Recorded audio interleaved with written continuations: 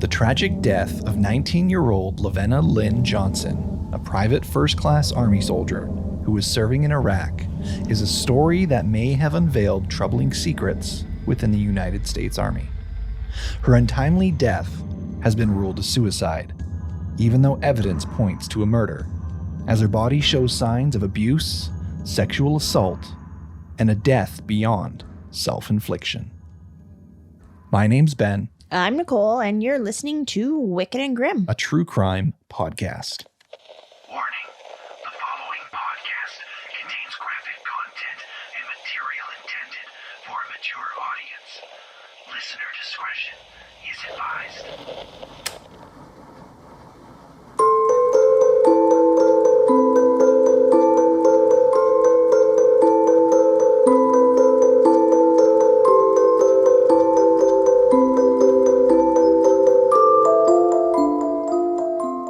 It's playoff season. The NHL Stanley Cup playoffs are on right now. Sorry, we're super excited. We watched the Canucks play their first opening game the other day, which they won. They did. Against Nashville Predators. It was a fantastic game on both sides, but we are rooting for the Canucks to go all the way this year. We totally are. I actually meant to throw on some of the games because there were some other Canadian teams playing tonight, but we were working. And I just forgot. So we're going to have to look up those scores. Fair enough. I don't know if any of you guys out there are sports fans. We, generally speaking, aren't. We watch playoff hockey and we root for the Canucks, but we really got into it this year. Mm-hmm. So we needed a winter hobby. And it's good because the Canucks just so happen to be doing phenomenal this year. Mm-hmm. So we can say that we're not bandwagoners because we watched almost their entire preseason games too. So yeah, pretty well, hey? Yeah. I think we missed a little bit at the beginning, but yeah. Not a whole lot. We maybe missed, I bet you, 8-10 games at the beginning. And then we were watching them and they were doing really good. And then there was a bit of a lull where they weren't doing so good, but they're bringing it back and they played phenomenal. The first NHL Stanley Cup playoff game. Yeah. Ripley our dog hates when we're watching hockey because we get excited. The playoffs. I feel like yesterday we got pretty dang excited and she's like, oh man, she doesn't like it when someone's kind of showing or being loud or kind of apprehensive or something, right? She doesn't like loud emotion because she's like, is something wrong? Are you okay? She'll literally come up and want to give you a hug and confront, comfort you. And even if it's good emotions, she thinks that something could be wrong and you might be upset because you're loud. You must be yelling. You must be angry. You must be mad. You must be upset. So yeah. So it's going to be a long playoff season for her. Yes, most certainly. But before we just start ranting and raving about hockey, we want to make sure that we thank our patrons who sign up over on Patreon, who support us behind the scenes, get that extra awesome content. And this week we had Amy Dunn sign up for Patreon. So Amy, thank you so much. We appreciate you. Thanks, Amy. Yeah. That's awesome. I want to talk about one more quick little thing before we get into today's episode. And that is something that we forgot to mention last week, which I was going to. I had it on my list. But O.J. Simpson died. Okay. I was like, what did we forget? So that was massive in the true crime world because O.J. Simpson, famous for the glove doesn't fit. He has officially passed away. In his 70s, I think he was. I think 74, I want to say. Or no, 76. I got it right here. Yeah, 76. He passed away April 10th, 2024. I mean, technically speaking, he's innocent. Technically speaking, according to the courts. But there is a lot that goes into that case, which throws a lot of suspicion at him. And the whole, hey, that glove doesn't fit, even though there's literal footage of him wearing those gloves in TV reports and stuff like that. But yeah, anyways, he passed away. Huh. Which I feel like is a terrible segue into this next case because you always think, I don't know, people get what's coming or whatever, right? Or I can't even speak today. I'm Karma? Exhausted. Karma. Or just the court systems or you're going to get in jail if you did a crime. But I think you do the crime, you do the time. This one is going to make us mad, isn't it? Well, you're about to find out because this is the story of LaVenna Lynn Johnson. Well, even after you read the intro, I was 19. Yes, she's 19 years old. That's young. So let's dive into this. Are you ready? I think so. You think so? Okay. Well, she was born on July 27th, 1985 in Florissant, Missouri. LaVenna Johnson grew up in a close-knit household with her parents, Dr. Johnson and Linda Johnson. As she approached the end of her high school years, LaVenna made the tough decision that would alter the course of her life and impact her family deeply. Now, of course, I mean, we know this is a true crime tale. The decision, regardless of the events that did play out, it's still a decision. If it went the correct way or what she hoped, it's still a decision that's big and would impact, your life and your family. So despite her parents' reservations, LaVenna resolved to join the military. She wanted to alleviate some of the financial strain on her family regarding the looming costs of college tuitions for both herself and her sister. So it was a choice, more so for herself, not one only wanting to provide back to her family, of course, that monetary value, but also provide for herself in her onsetting adult years. A sense of independence, is important for someone as in those younger years, becoming an adolescent, a young adult or whatever. And I think it was her way of just gaining that per se. Well, it's impressive too that she's thinking about her parents and them not having to pay for 2 kids going to post-secondary and, wanting to provide some financial income herself. Yeah. No, it's pretty impressive, actually. It is. And I don't think it was necessarily like she was thinking of it a few different angles. One, on the surface, she was thinking hey, I want to provide for the family, provide back for the family. Mm-hmm. But I think subconsciously it is that, gaining your independence. She's just about to graduate high school. That's when we're all, going off in the world and becoming ourselves, whether it's post-secondary, moving out or relationships, whatever it is, you're spreading your proverbial wings, right? And I think this was a way of being able to do that, taking on a responsibility as an adult. And I think, that was a big part of her decision. Okay, good for her. Her parents, on the other hand, they weren't exactly concerned about her having to pay, even though, that's what she was trying to do. She's trying to pay and ensure that she's putting in this money with the family as well. But her parents weren't concerned. They possessed the means to support not only enough money for her education, but the money for her siblings as well. So, okay, I wondered because you said he was a doctor, but I was like, well, maybe not all doctors make good money. I don't know. No, they had the monetary value. They had the means of paying it. She just was like, hey, you know what? I can pay it too. And I think that's good on her for sure. Yeah, for sure. Now, for her dad, Dr. John Johnson, who was a military psychologist, and his career immersed himself within the intricacies of military life quite a bit. But for him, LaVenna's decision came as quite a surprise. He wasn't one to really press the idea of the military on his family specifically. So it was kind of almost came out of nowhere for him. And he couldn't really shake the belief that his daughter had been swayed by the persuasive recruiters who had frequented her high school. So whether she was indoctrinated that way or not, it's hard to say. And regardless of the origins of her decision, LaVenna was determined to pursue a path in the military. It was a choice that spoke to her sense of duty, her purpose, one that she embraced, and it was going to be her conviction. So good on her.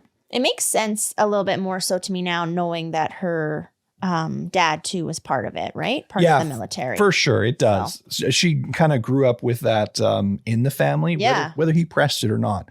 That still gives you a perspective of that lifestyle or that sense of honor and respect and service sort of thing. So I totally get it. Yeah. So on May of 2005, just a year after bidding farewell to her high school days, 19-year-old LaVenna found herself deployed in the 129th Corps Support Battalion to Balad, Iraq. Despite the miles that separated her from her home, she made a point of reaching out very frequently. She would call, write letters, reassure her loved ones of her safety and her well-being. She shared tales of her experiences in service, and from these conversations, she appeared happy with her decision and she was doing well where she was. However, as the months passed, LaVenna began talking about mistreatment and disrespect from her superiors. She was always an optimist, but she downplayed these concerns as best as she could, while still venting appropriately, right? So she was insisting that the treatment was not unique to her and urging urging to her parents that there's nothing to worry about. There's nothing excessive going on. Yet behind these reassuring words lay a growing unease. In her letters to her mother, LaVenna detailed the challenges she faced, including instances where her authority was undermined by insubordinate soldiers. One particular conversation with her father on January 14th in 2005 revealed the depths of her distress. She talked about an encounter with soldiers who defied her commands. She told them to leave the communication room, but they ignored her. She felt helpless. She's sitting here facing this insubordination, even though they all knew she was in charge. Instead of receiving support, though, she found herself chastised by her superior officer for her perceived lack of assertiveness. She's too soft-spoken. So the superior was a general who came in and ordered the soldiers to leave. And they did, immediately. They listened to him, but they never listened to LaVenna. They just ignored her. That's brutal, actually. It is. Huh. Because no matter what, no matter, say she's soft-spoken or just the way she speaks, like, if she is of higher ranking, like, they should be listening to her. Yeah. And the general, like, never reprimanded these soldiers for ignoring her either. Instead, he told her, "You're too soft-spoken. You need to speak up. You need to do better." That's like showing she has zero support. Yes. So despite her father's suggestion of a battle buddy, LaVenna couldn't bring herself to do it. I mean, so Dr. Johnson urged her to seek this battle buddy. And this battle buddy is a trusted partner who would stand by a soldier's side through thick and thin, ensuring their safety and the whole military life. Now, I think it's more so employed in the field. So it's like you have someone watching your back sort of thing, right? Yeah, that makes sense. But she feared this, if she implemented this or asked for this battle buddy, it might reinforce the perception of her weakness or her soft-spokenness that was already being cast upon her by her superiors and clearly her those below her as well. Yeah. So, nevertheless, she told her father that she would seek this out. She would request this from the general. But in reality, she was going to face the challenges on her own. Oh my gosh. And I know she's telling her parents not to worry, but I could only imagine that, like, because you would be so helpless that you can't really help her whatsoever. Yeah, for sure. You know, like her dad's giving her a bit of advice or whatnot, but he's not there. You know, yeah, he's not there. He can't to protect anything. her. Yeah. Oh. So, anyways, a few weeks later, LaVenna called home with some exciting news. She was going to be returning home for Christmas. Okay, nice. Which is fantastic because I know many people who are serving their country, whether it's across seas or even just stationed, a few miles away. It's hard to actually get to come home for Christmas. That was major. Yeah. I don't imagine a lot of them get that opportunity necessarily. Definitely not. And she immediately told her family, like, don't decorate the Christmas tree. It was her favorite part of Christmas. She wanted to be there to do it with them. So they held off on decorating the tree, waiting for her to get home so she could do it with them. That's awesome. The anticipation of her homecoming filled the household with absolute joy, and each passing day bringing them closer to reuniting with their daughter. They couldn't wait.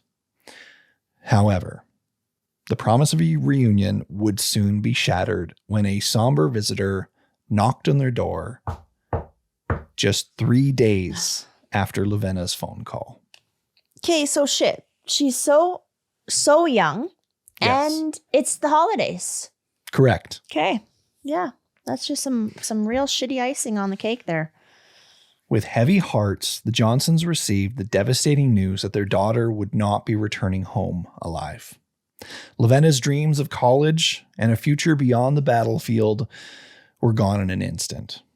8 short weeks after setting foot in Iraq, and a mere 8 days before her 20th birthday, LaVenna Johnson's life was tragically cut short as the first female soldier to lose their life in the conflicts in Iraq and Afghanistan. The messenger standing at their doorstep delivering the harsh news shattered the Johnson family's world. And it only got heavier when he told them that she had tragically taken her own life. Oh, shit. Okay. That is the worst knock on the door you could ever get. Yeah, I believe so. I can't think of something that would be worse. Yeah. Now, of course, they were shocked and struggled to believe what they were hearing about their daughter. Dr. Johnson, drawing on his own military experience, couldn't shake the immediate nagging sense of suspicion that was gnawing at him, while his wife, Linda, flat out rejected the notion that her daughter could ever take her own life. So immediately, they were suspicious. Okay. Well, yeah, she was pumped to come home. Yeah. So you wouldn't think that, if you have something that exciting to look forward to, that you would necessarily, well, not necessarily, actually. Yeah, I would rebuttal that and say many of the people who are struggling with depression Right before, they often are the ones that have the biggest smile on their face. They hide it. Mm-hmm. Or right before they have a little bit of time where, they are like quite happy. Yeah. And life seems a lot better. Yeah. Generally speaking, you can never see this coming. Yeah.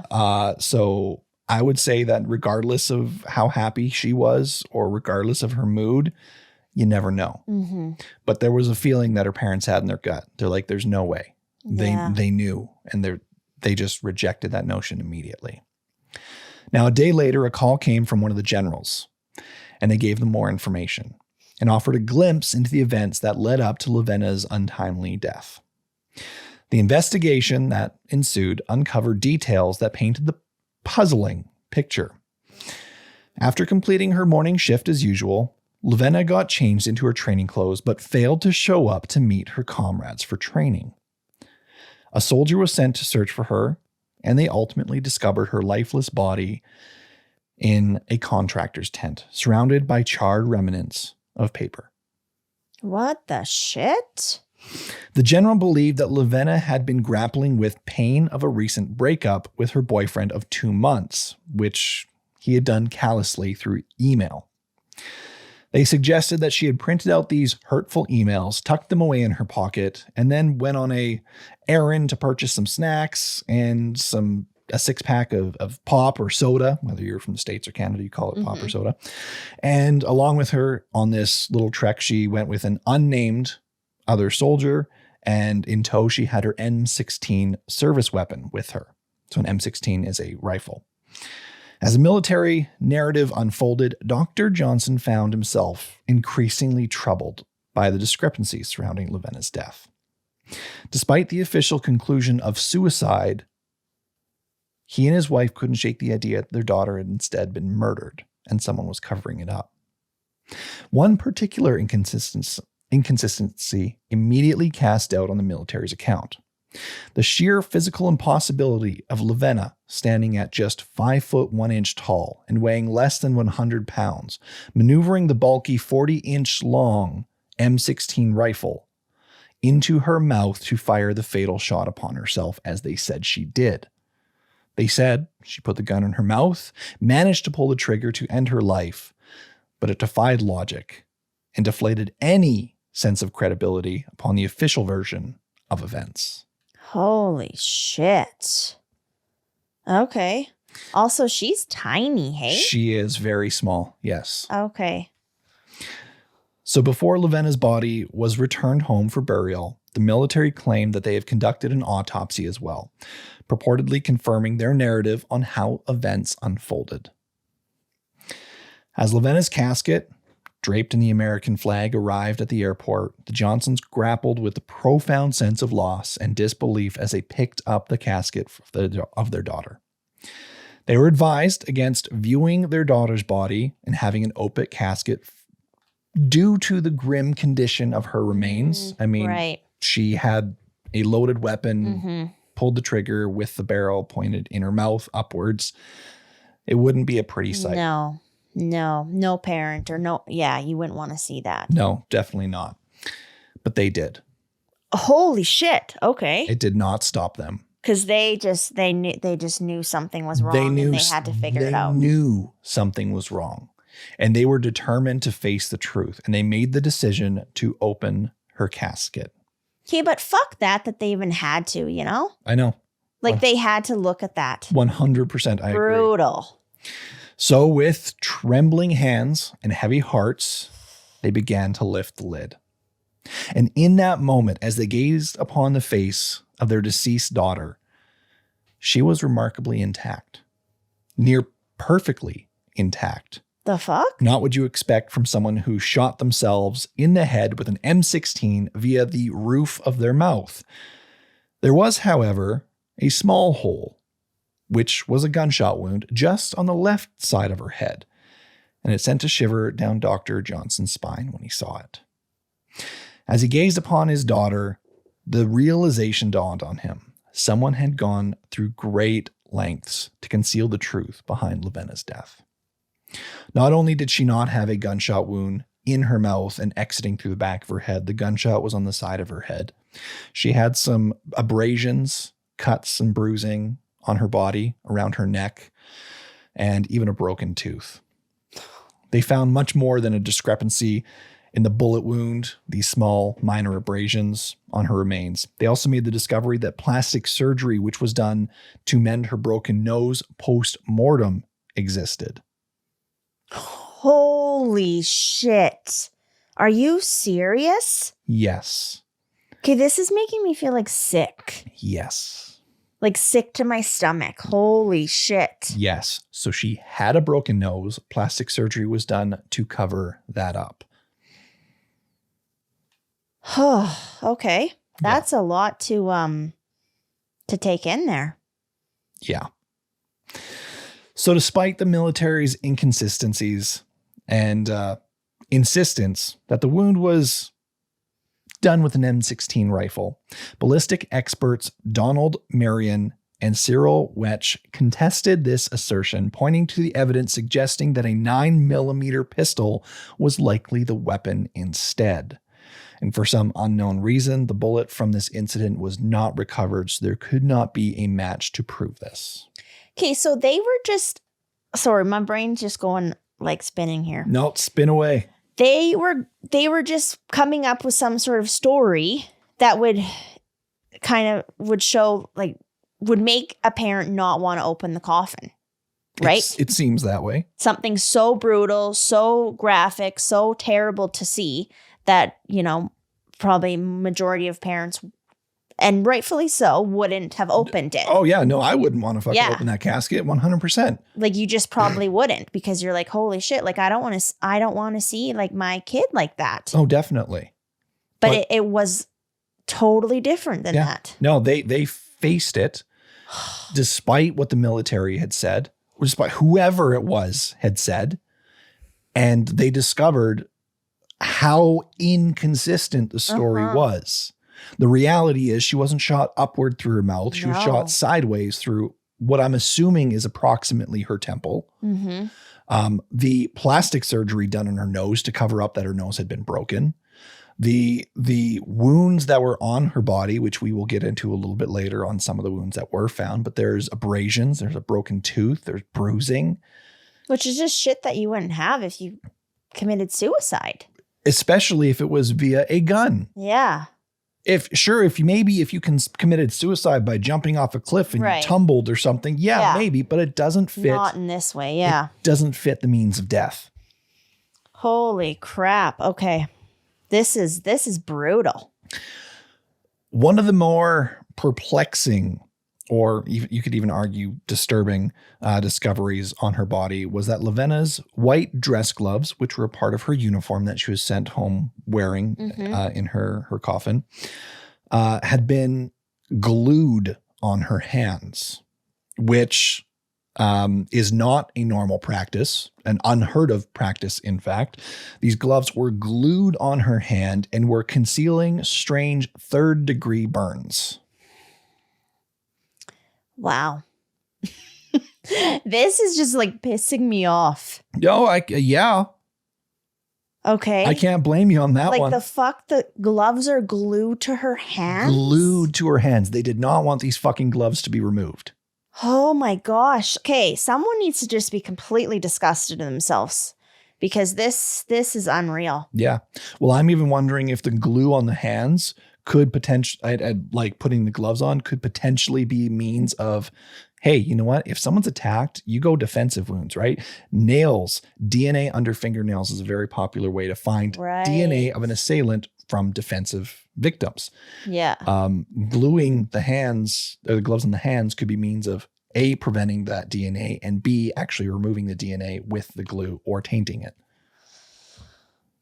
That's my assumption or assertion, but it is a possibility. Well, and yeah, like also hiding more, evidence that points that this was not a suicide. Correct. Yeah. So they were determined to find the truth, and the Johnsons enlisted the help of a private investigator. What they uncovered was a tale of unspeakable abuse, a reality far removed from the sanitized version, if you will, presented by the military.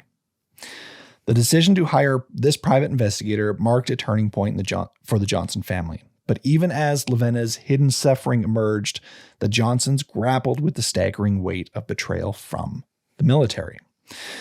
Beyond verbal assault, which we already know, ones that she was already kind of complaining or alluding to her family about, but still downplaying. The discovery of ongoing sexual abuse at the hands of her peers was uncovered, and the treatment LaVenna was undergoing for sexually transmitted infections as a result also cast harsh light on her ordeal. Seriously? Yes. This was something that was ongoing. Correct. Holy shit. Okay. So we're looking back and seeing people who are not giving her the respect, who are not listening to her, and I'm pretty sure probably would have been ones who would have turned on her. Holy, what kind of environment is this? I mean, I don't know much about this sort of shit, but like that, I mean, that is just not okay. No.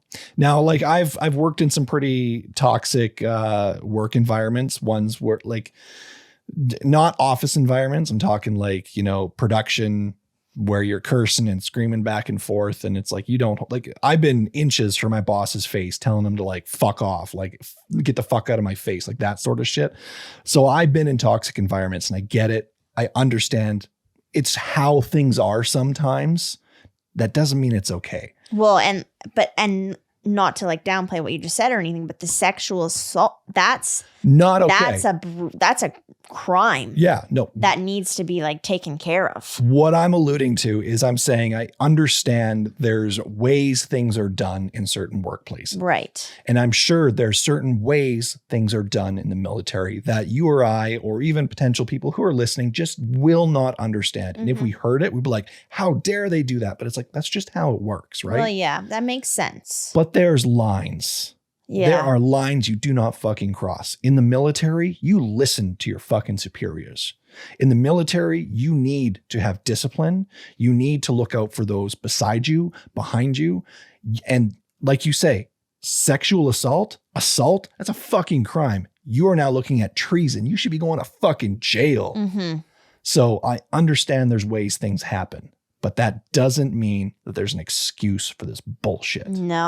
No, this, like, yeah, I mean, yelling at someone or trying to get things across in like, a rude tone or mean tone or whatever is something completely different than the shit that she is having to go through. Yeah, no, that's unacceptable by far. Yeah. By far. So over the ensuing years, the Johnsons waged a tireless battle for transparency with the military, wielding the power of the Freedom of Information Act to pry open the tightly sealed secrecy that they were holding. Slowly but steadily, little bits of truth were beginning to emerge. There was the revelation of a second autopsy that was done, one that was devoid of any trace of gun residue powder on LaVenna's hands, which shattered the reality of the suicide narrative, especially if it was done with a 9mm pistol. You may argue that if she used the rifle, that she would not be using her hands. Sure. Okay. Because you're probably using your foot to pull the trigger. It's that far away. You're not going to be able to reach the trigger or some sort of implement. Your hand's not going to be around the barrel. Gotcha. Sure. But it most likely was done with a 9mm to the side of the head. There would be gun residue on her hands if she did pull that trigger. Right. Yet, as the Johnsons delved deeper, the truth was consistently being obscured more and more.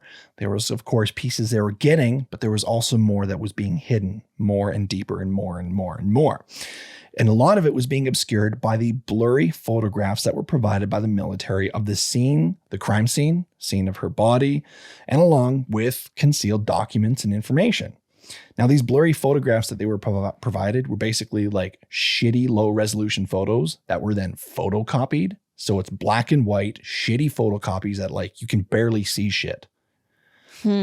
So this is unbelievable. I mean, and the parents are already having to face that their daughter's has died and they're having to go through all this bullshit. Oh, yeah.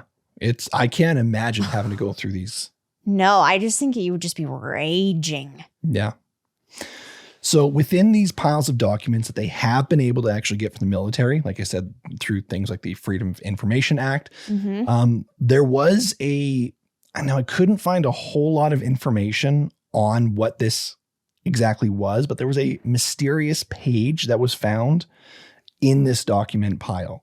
One where there was a lot of illegible things on it, whether it was things that were smudged or blacked out, but it seemed like it was a page that shouldn't be in there. They shouldn't have it. It held a lot of information that had been not given to them so far. Oh, shit. So information that wasn't given to them, and a lot of it was blotted out, blacked out, that sort of thing. So they're like, we want to know what this blacked out stuff is. Like, you clearly have this document. What the fuck is that? Hand it over, right?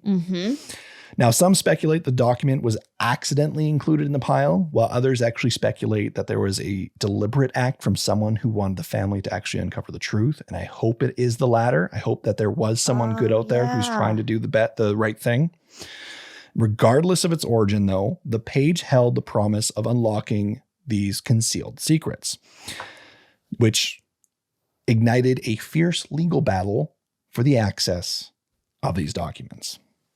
Dr. Johnson refused to relent, and turning to their congressman for assistance, the Johnsons waged a tireless campaign.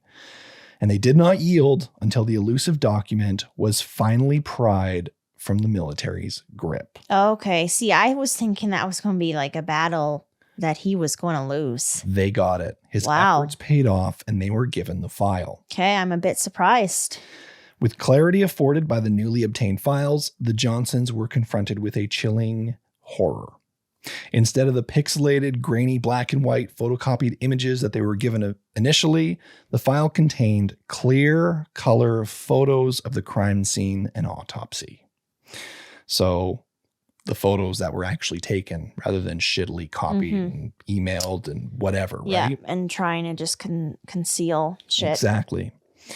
So previously obscure details could be seen very clearly and very sharply.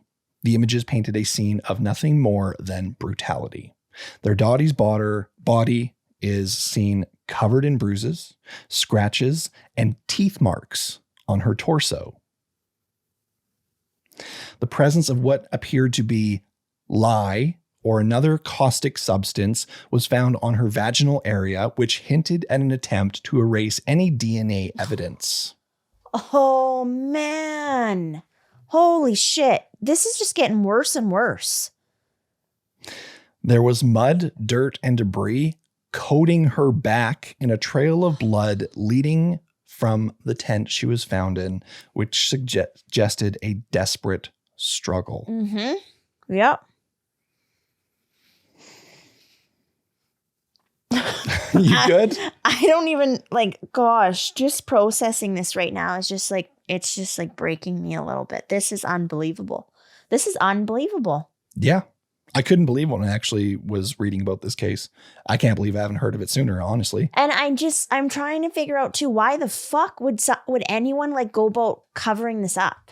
I don't know. I get why they would, but they shouldn't have. They shouldn't have had to. I mean, whoever did this just needs to face the consequences. Yeah. Someone knows something, and someone who is not responsible, let me put it that way, because someone who's responsible is, of course, going to cover their own tracks. Yeah. Someone who was not involved knows something. Is And they're also helping. And they're also helping. Like, why? I don't know. You know, the only reason I'm thinking in my head right now is if it was quite a few people that were doing this to her, which is horrible. Even to still. think, because then, you know, like you want to hide, I guess, if there's like numerous people there that need to face some serious shit. But if it was just one, I don't think you would necessarily hide it. Whether it's 1, fucking 5, 10, I don't care. No, yeah.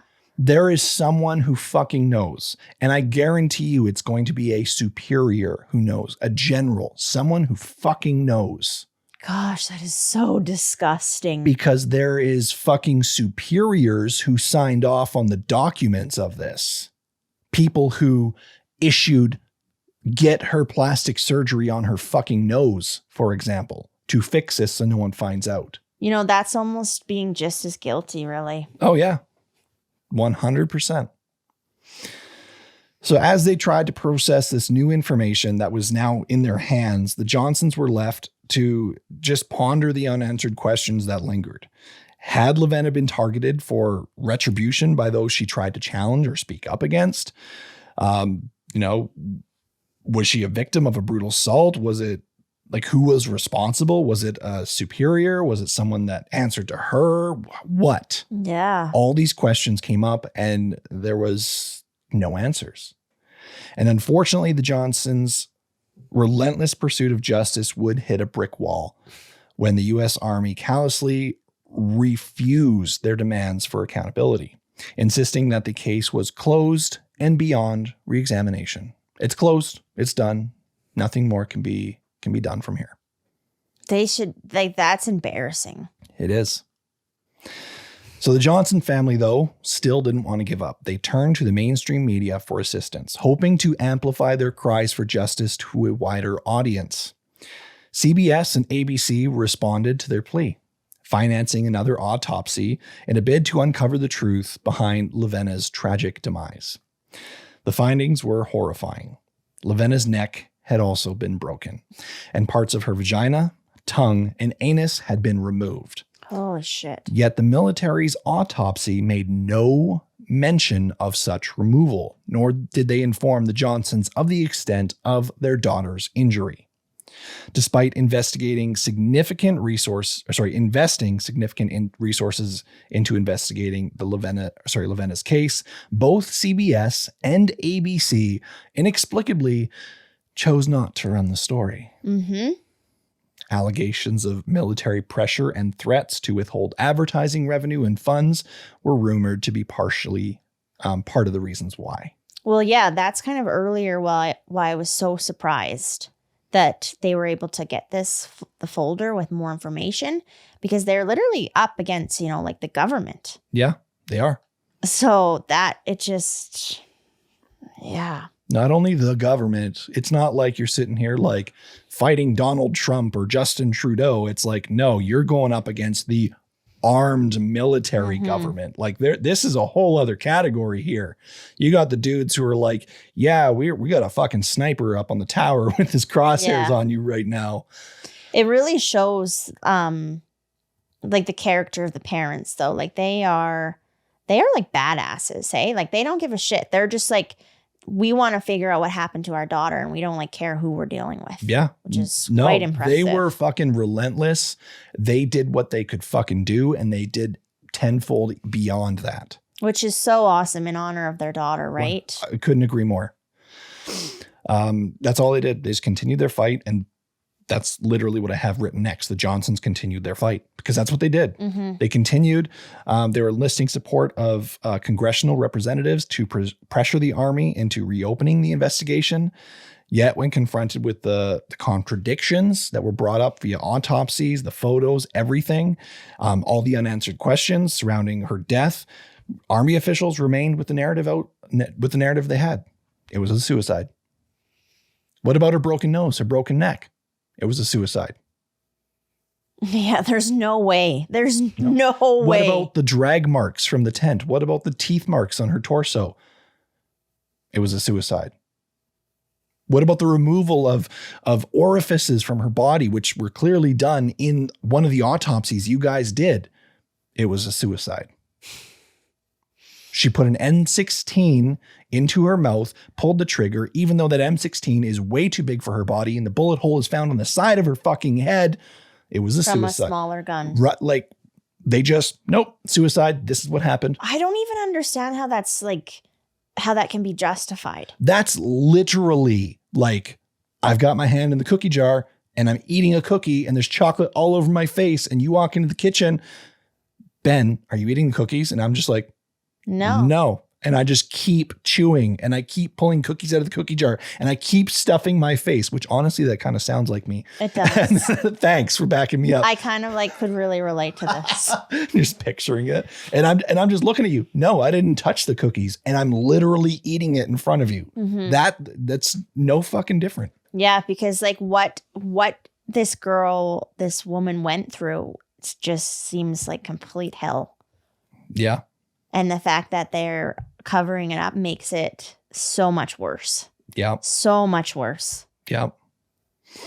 So the Johnson family were left with the painful reality that their daughter's killer remained unpunished, or killers.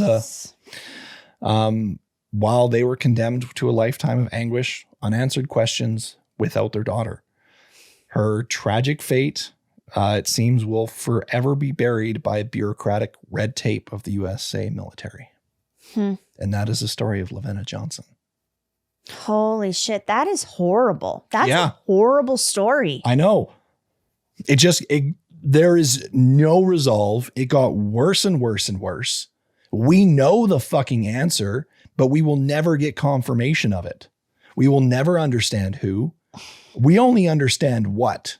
We don't know why. We don't know who. We don't know how many.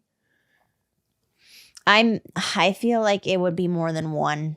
I agree. Because I think if it was just one person, well, her injuries were so substantial. And if it was just one, I'm not sure superiors would go to the extent that they have to cover that up necessarily. No. If it was just one individual, right? You know? I agree. So I think it was many. Many. I agree. Yeah. And maybe even themselves. Could have been. Very well could have been.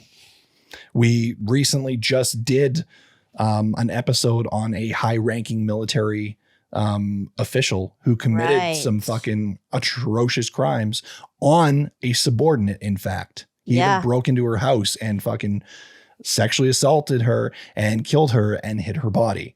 I can't remember the dude's name. It was just a couple episodes ago, in fact. So yeah, we just forget. It's instantly. Kate, was she like... I don't want to remember those guys. Well, I know. Fuck them. I know. We don't even try to. But like, was she the only woman there? We don't even know how big it... Yeah, how... I don't know. Yeah. I don't know how big the camp was. I don't know how big her regime, or whatever the word is called. I said it at the very beginning. Hold on. I'm going to go back. Where is it now? Baton or no? Battalion. Is it battalion? Okay. I don't know. I can't remember. Yeah, her battalion. Okay. Yeah. Okay. I don't know how big her battalion was. I don't know if there's other battalions stationed in the same encampment as them.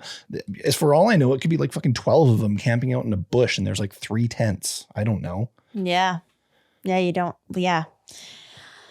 Oh my goodness. Just like such an innocent life that just had the best of intentions, you know? Yeah, I know. And then some fucking piece of shit decided that... and they're just getting away with it, living their life. Like, holy shit. I hope that they are just haunted. Like, just fucking haunted of what they did, their actions, to the extent that they just can't even live a normal life whatsoever. I hope so, too. Because they should not. Yeah. They should be in jail. I agree. But instead, they're most likely getting praised for their service to the country. Which makes me fucking sick to my stomach. Yeah. So. Yeah, that does. Anyways, hopefully you guys, I don't want to say enjoyed this episode. And every time I'm like, hopefully you enjoyed this episode. Well, it's hard to say enjoyed this episode because they're fucking shitty stories. Hopefully, I don't know. How would you word that? Because right now I'm just pissed. I know, me too. So hopefully you... Thank you for being here. You guys are awesome for supporting us. How's that? hopefully one day LaVenna gets some fucking retribution to her name, because that would be amazing. If you guys want to check out any more of our stories that we have, listen to our whole back catalog. We got over 180 episodes out there on Spotify, Apple Podcasts, wherever you're listening. You're listening right now. You have access to like almost 200 episodes. That's impressive. Look at us. And then on Patreon, we got even more. So you can sign up there and get more. Look at us go. Who would have ever thought, hey? I don't know. When we first started in our living room. This is this is taking me to that Hot Wings episode with what's his name? Paul Rudd. Look at us. Look at us.